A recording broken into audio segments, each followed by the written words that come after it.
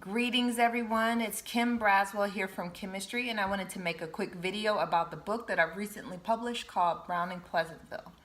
This book is a pretty raw book. It was challenging for me to write. It chronicles my experience dealing with workplace trauma, and I go into detail about the story as I perceived it to be happening, and I talk about not just the experience of feeling traumatized doing social justice work, but also what it feels like to come undone in the midst of trauma.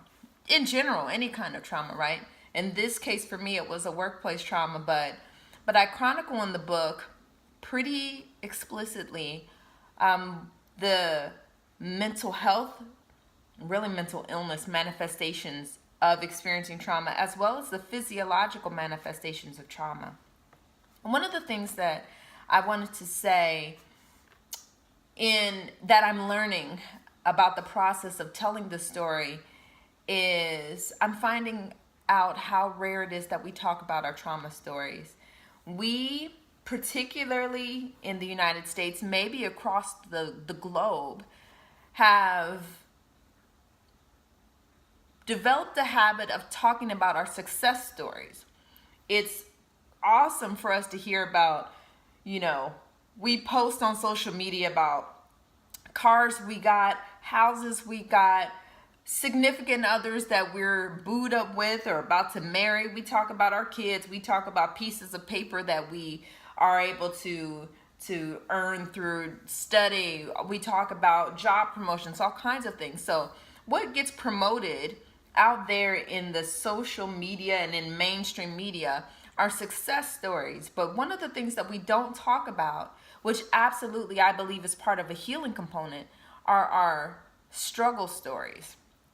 And as a survivor of a couple different kinds of things, what I wanted to do in Browning Pleasantville was really expose the challenge of going through something that needed to be survived and what it felt like, right? So the truth is that when we're going through our stories, our trauma stories, our stories that are a manifestation of hurt and pain and discomfort and distress, the fact of the matter is that our experience is our perception. That is our reality.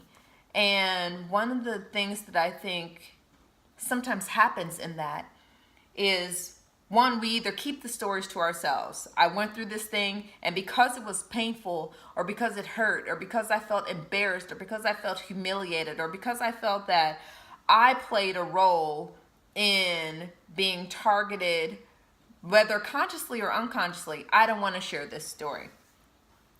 And then in doing so, my question is, what if when we don't share our survival stories, when we don't share our struggle stories, what if we perpetuate trauma for other people? Or what if we didn't allow ourselves to show up to be good bystanders by saying something?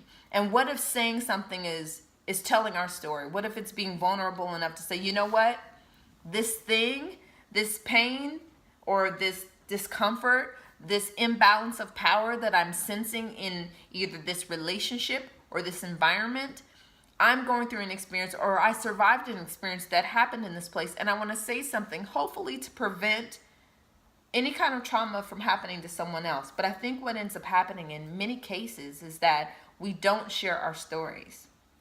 And when we don't share our stories, I think it makes the environment or the relationship ripe or susceptible for someone else to be hurt. And we go off somewhere else having survived this thing, perhaps with battle scars and shrapnel inside of our physical bodies or our spiritual bodies, and somebody else is going to walk right in it because we didn't tell them, hey, be careful. Or we didn't go to the person who hurt us and say, hey, this hurt. So then what happens then? What is the responsibility of those of us who have survived something? Are we supposed to shut our mouths and say that was close, almost didn't make it, but I did, let me just go skirt off and shut my mouth and be grateful that I survived? Or is it our responsibility to band together to protect people who might be vulnerable in those situations or those relationships, and to practice being braver bystanders? I don't believe in a lot of spaces will say, this is a safe space, this is a safe space. Well, I believe that my truth is that most spaces are not safe.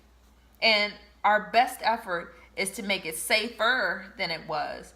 Or as some of my colleagues say, to make the space braver. What are we doing to fight through the conditions that are making people feel threatened so that it feels a little bit safer? But I believe that that is impossible to do if, when we survive things, we don't say anything about where we experienced a booby trap. Hey, I got hurt over there. You should be careful. Maybe it won't happen to you. Maybe some of the reasons why I got hurt were conditions that are surrounding me, which I don't necessarily believe, right? Just because I might come with certain kinds of characteristics doesn't mean that I should be ripe for harm. However, when it takes place, I do believe that it is my responsibility to say something.